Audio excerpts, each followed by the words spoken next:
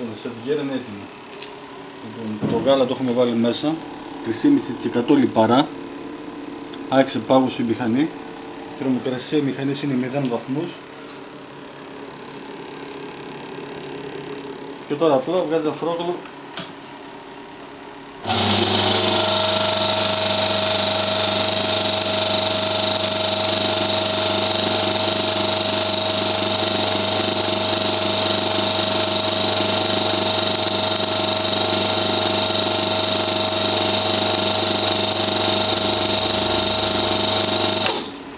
Στο χρόνο 0 έχει βγάλει ένα ποτήρι αφρόγαλο.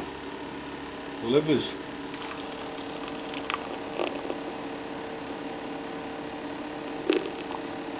Τώρα την ποσότητα του αφρόγαλου έχει ένα διακόπτω εδώ κάτω και αν το γυρίσουμε μεγαλώνει, έχει 7 σκάλες. Τώρα είναι δύσκολο γιατί πρέπει να λυθεί η μηχανή και μετά. Ας το μεγαλώσουμε. Λοιπόν, τώρα το μεγαλώσαμε. Τώρα θα βγάλει σε μεγαλύτερη ποσότητα.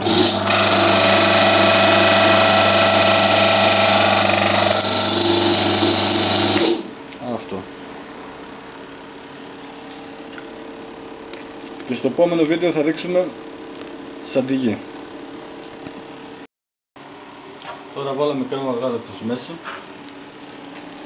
Ψιλοπάγουσα τα ντυκώματα. Εντάξει, είναι η θερμοκρασία 5. Εδώ είναι η πατέντα της Σίνας.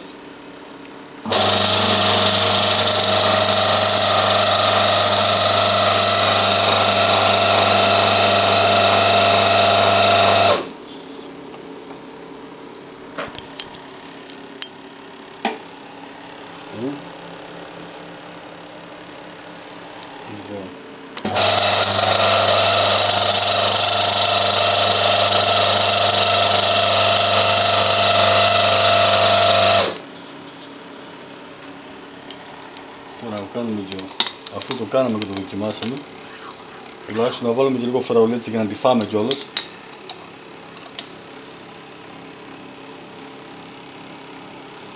Αυτό. Και τώρα καλή μας όρεξη.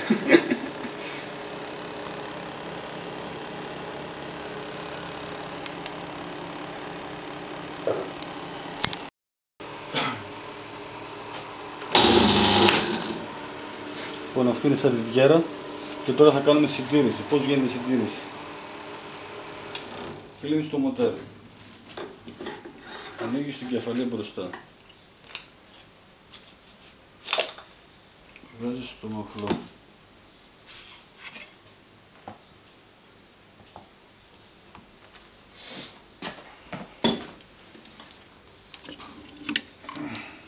βγάζεις την κεφαλή.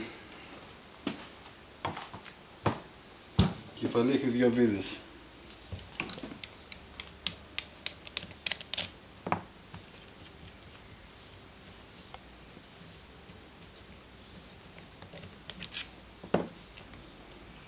Προσέχεις τη φλάτζα να μην χαθεί και να μην φύγει. Εδώ μέσα έχει 2 γρανάζια μπρούτζινα. Πλένεις το κομμάτι αυτό, πλένεις τα γρανάζια, γενικά τα πλένεις όλα, τα ξαναδένεις με τον ίδιο τρόπο και βάζεις στη λειτουργία τη μηχανή. Αυτό.